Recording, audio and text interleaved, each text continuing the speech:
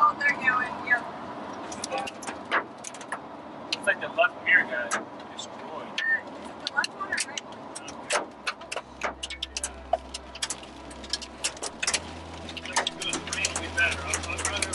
Me too.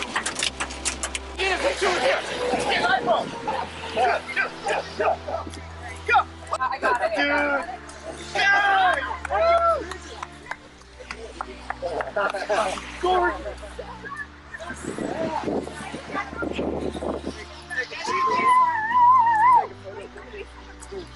Sing it! We will rock you.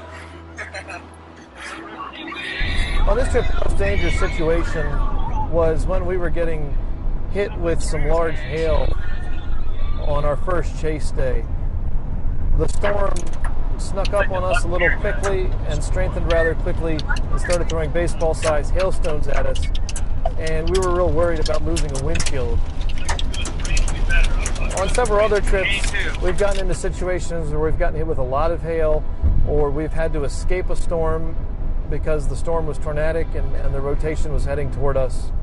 There was one trip we saw a tornado, and then it turned out one of our vans was stuck in the mud. So we had to quickly hook up a tow rope and get out of there before the storm moved overhead. Luckily, we were fine.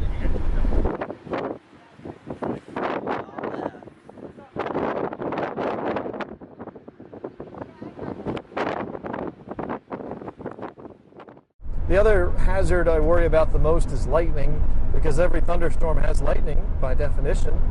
And of course, if somebody gets struck by lightning, that's a pretty serious medical problem.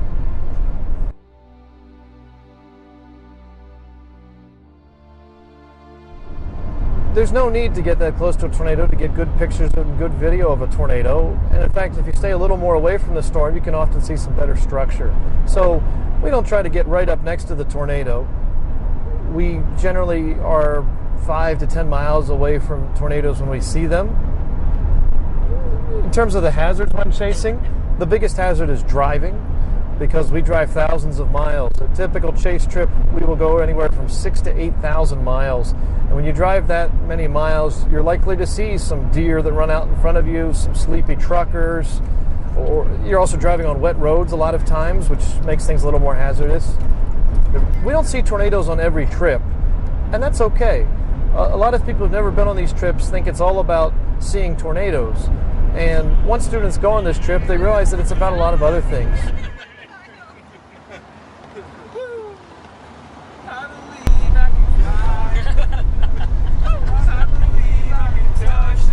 So yeah, this is a little disconcerting. Yep. Yeah, so Ed got to... KBM. He was the guinea pig of all of this new stuff. I was. So we brought it over, we launched it on a Sunday night, and Ed's like, gonna train me? We're gonna walk through this? Yeah, I came in and we're like, well, it's easy to understand. I like when the engineers tell you that. Yeah. It's easy to understand. Really? Okay. All right, show me what I need to know. They observe the weather in the city for a month, and then they write up a report about what happened in the weather for a month. Yeah. And they get to pick a city. I did Charleston, South Carolina. Yeah. I told you it was a good Very project. familiar. But I had this bullshit university.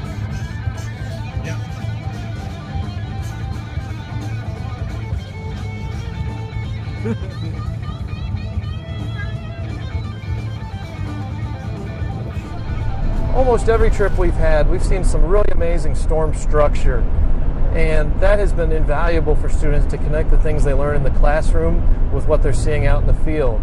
On every trip we do a lot of weather forecasting. It's a great chance for them to get practice forecasting for severe weather when the stakes are low. If they have a job where their job is to forecast weather and they screw up a severe weather forecast, people could be killed or injured.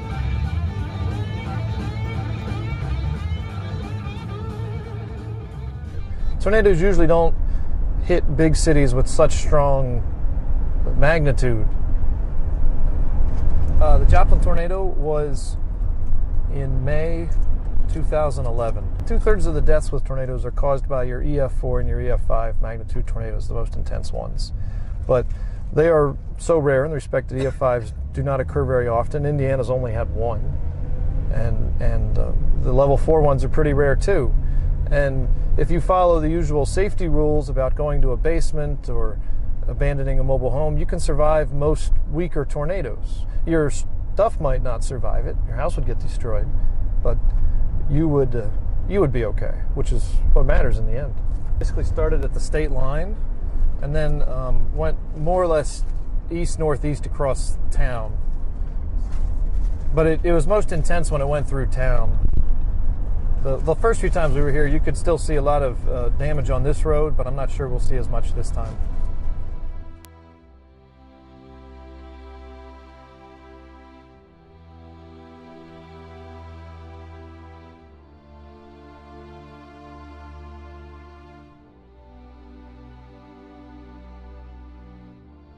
The most memorable things was the hospital was destroyed. They built a new hospital down on the interstate.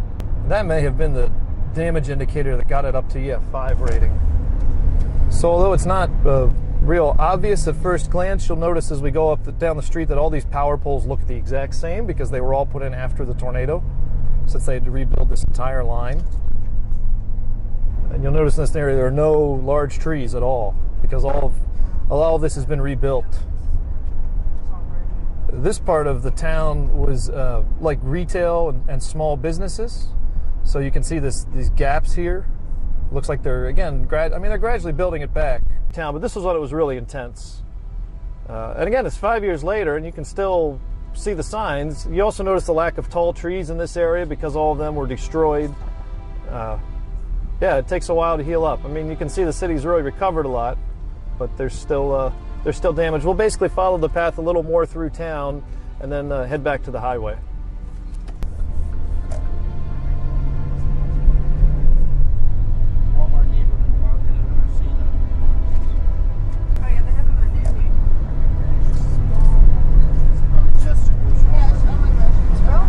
For the people of Joplin, we will rise again. That's awesome. Tornadoes usually don't hit big cities with such strong magnitude, which is good. Cities are pretty small targets on the landscape. So it's more of just simply playing the odds that they don't hit more big cities. And the other thing is, a lot of times, even when tornadoes do hit cities, they're weak. This was an EF5 tornado. We go years without EF5 tornadoes. So they're very rare, and most of the 2/3 of the deaths with tornadoes are caused by your EF4 and your EF5 magnitude tornadoes, the most intense ones. But they are so rare in respect to EF5s do not occur very often. Indiana's only had one. And the level 4 ones are pretty rare too. And if you follow the usual safety rules about going to a basement or abandoning a mobile home, you can survive most weaker tornadoes. We're looking at some clear skies. Cloudless conditions today. We can expect those temperatures. Ooh, I just meant to rise up into the mid-80s today. Now to my, what are you? Sportscaster. Dusty. Dusty in the morning. The Penguins lost last night. Oh, come on. Wow. 1-3. But there was an injury to Tampa Bay, and it will be unknown for the rest of the series. My first storm chase trip was in 2008. This is my 12th trip. So we've had 2 trips some years. The trip has been pretty similar. All the trips, we've had anywhere from 7 to 10 students. Most of the time we have 8 or 9 students. The places we go vary a lot. We've been to Kansas and Nebraska the most, followed closely by Oklahoma and Texas. Those states, of course, are the heart of Tornado Alley, and that's where you'd really expect us to go. But we have chased storms as far as Montana, and we've even seen a tornado in Montana. We've also chased in the Dakotas, Wisconsin, Iowa, Missouri, Colorado, and New Mexico. So we go really wherever the storms are within the Great Plains states or the eastern part of the Rocky Mountain states. No. Oh. Yes. Yes, they took it back. They took it back. Hey! All right, bonus round! Everybody, hit all your lights! It's my favorite part. Ready? No, one! Yeah! Oh, suck!